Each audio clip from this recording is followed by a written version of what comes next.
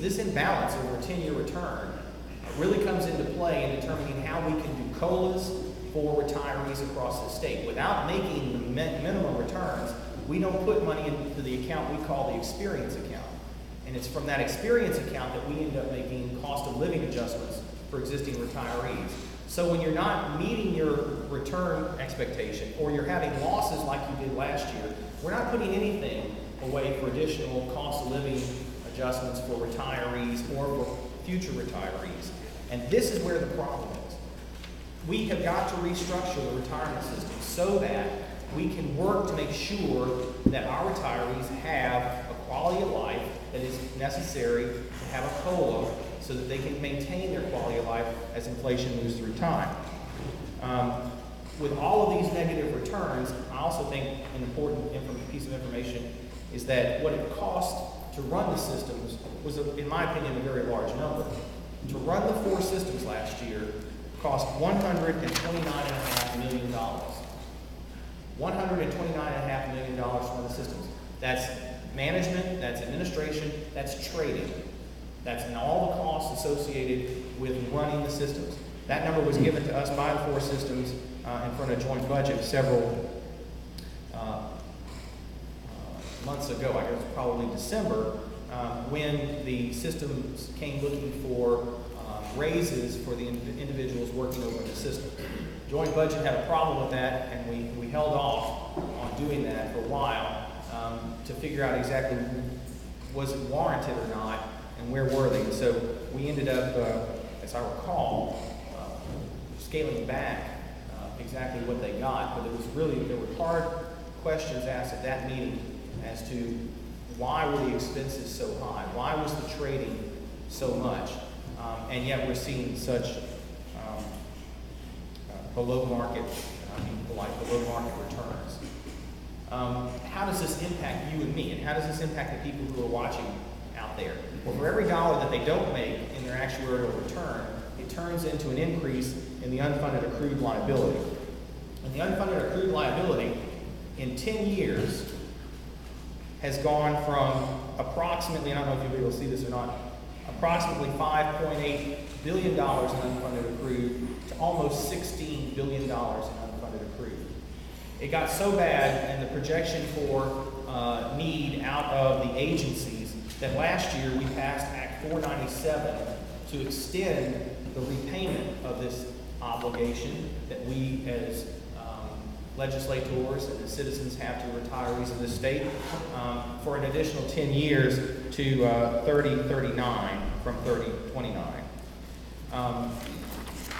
In re-amortizing, we were able to drop the high point over that period of time, between now and 2039, from $2.1 billion in annual expense to a high which hits in 2028 of $1.27 billion. Now we're making a $600 million payment today. So that additional money, and it increases every year between now and then, is coming out of the agencies. If it's coming out of the agencies, it's falling back into the budget. And if it's falling back into the budget, we're paying for this and not being able to make critical investments in higher education, in healthcare, in K-12 education, in roads, and on and on and on.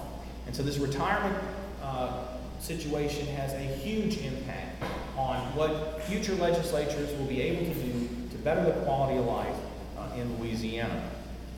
Now, I come back to what is our obligation.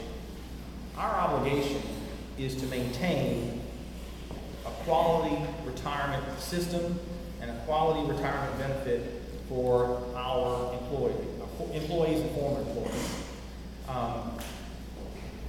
The system can be looked at in a number of different ways, from a management perspective, a financial perspective, and of course a benefit perspective. What we are dealing with this coming session are a couple of bills that mean to change for new employees only. I want to say this over and over and over, for new employees only. Change the way we award retirement benefits for years of service. And there are a couple of ideas out there. Before I get to them, I want to say again, this does not change any existing benefit to an existing retiree or employee who's vested, or even probably not even vested, who's starting day one. If you get somebody start tomorrow, they know what their retirement benefit is going to be based on current law 40 years from now. So we're not talking about changing anything for anybody who's currently in the system. It is simply about trying to alter the course of the system into the future. We have a couple of bills that we're looking at to deal with this. Two are mine, three are mine, 3 out of 4 are mine on the House side, and there are a couple bills on the Senate side as well.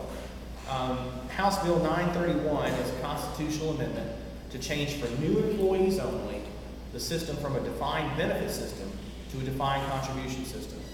This is what we've been talking about over the course of the last several months. We passed a resolution last year to have this reviewed, and we hired Buck Consultants. Buck Consultants is one of the leading retirement consultants in the country, one of only 3, I believe, who deal with state systems like this throughout the country. We hired them to come in and give us suggestions and tell us, could we make this transition, and if so, would there be a cost associated with it or not? We're going to get into detail into the Buck report on Thursday when we're before committee with these bills. But the long and short of it is, like everything in the retirement system, there's a trade-off. We can, for new employees, move to a defined contribution system. We are currently in a defined benefit system. That means in a defined benefit system, as a retiree or someone who's in the system who will ultimately be a retiree, you know what your monthly retirement is going to be. All risks associated with that payment, both while you're employed and while you're retired, are borne by the state. That's a defined benefit system. A defined contribution system shifts that risk to the beneficiary of the portfolio and of the investment. And the state and the individual make contributions into the defined contribution system. And that money is their money. Once they're vested, they don't have to serve in state government for an entire career. And this is the greatest benefit because we have such turnover in state employees that you can take your defined contribution program with you when you leave. And so you don't leave years of service on the table. You take the money with you and get to go somewhere else. The risk, however, is that you have to be very careful about the investments you make in a defined contribution system because the risk is on the owner, the individual. And so that's the general trade-off between the defined benefit and the defined contribution system. As we look into this in great detail, and the Buck report is really a good piece of work, and I say this all the time too, I actually asked last term to serve on the retirement committee, which in the House is not considered the greatest of requests or the smartest of requests or however you want to look at it.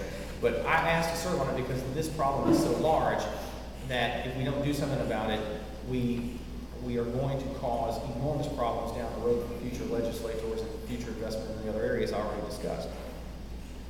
But we learned in that 4-year period that to change the system requires a great deal of work and a great deal of education, both of the systems, the members, the public at large. What the Buck Consultant Report does is it lays out the plan for making that conversion from a defined benefit to a defined contribution system for new hires only.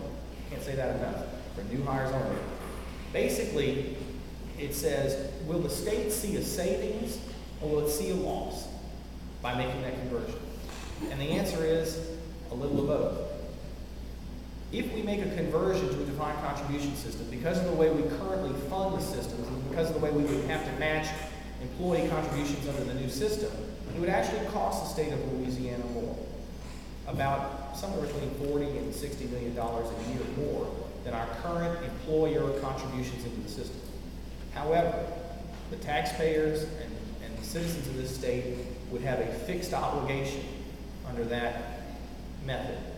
And so consequently, we would be able, from a management perspective, to be able to budget into the future knowing what our obligation is going to be based on the number of employees that we have. That's the advantage to the defined contribution system